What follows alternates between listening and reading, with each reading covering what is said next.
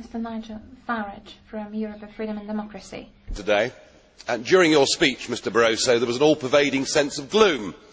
And I saw for the first time even your own supporters shaking their heads. They don't believe in what you're saying. The European people don't believe in what you're saying. And I don't really think even you now believe in what you're saying. Because we all know that Greece is going to default. The end game for Greece is near. And you can't say you weren't warned. You were told that the treaties were fatally flawed. You were all told that Greece should never have joined the euro. And when I stood up here 5 years ago and talked about Greek bond spreads, you treated me with such utter derision, it was as if I'd been let out of the local lunatic asylum. No, you've been warned all the way through.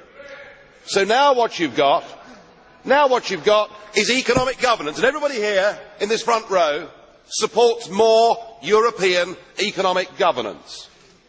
What is European economic governance? I'll tell you what it is.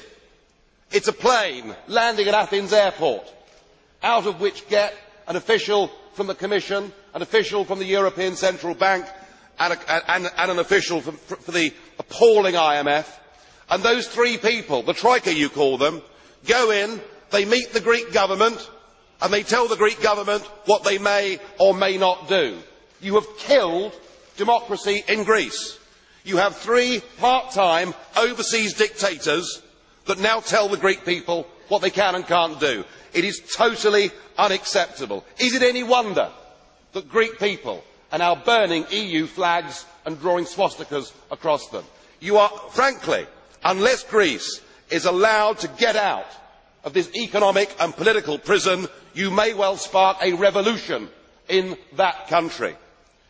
I suppose there is some good news at least, and that is that in Germany people are waking up. Right up to the President, people are saying all of this represents the death of democracy. None of this can work, and the German people simply will refuse in the end to pay the bill. Your one achievement is you have split Europe between North and South.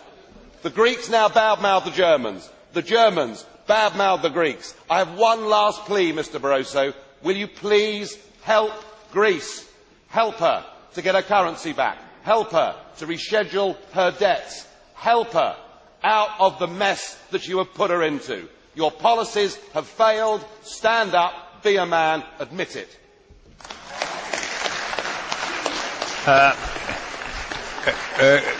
Mr. Farage, is a blue card to you. Do you agree? Okay. Pan Lambert. Mr. Lambert. Mr. Farage, you're a very good speaker here. I admire your skills, but I have one question to you. You said, well, basically by our dictator way of dictating to the Greeks what they have to do, we will spark a revolution over there. What I noticed over the summer is that the closest we got to a revolution was in the streets of London. And that's not part of the euro. So I'd like to see how you believe that we are going to get out if it's everyone on its own. Thank you. You're quite right. London has had some huge social problems. But they're not there today, are they?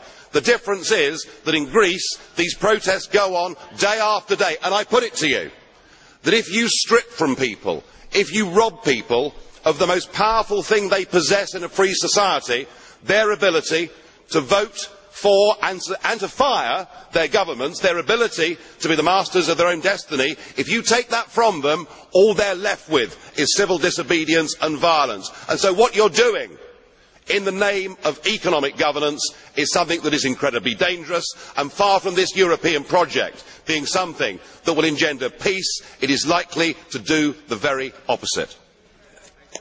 Dziękuję bardzo. Dziękuję panu.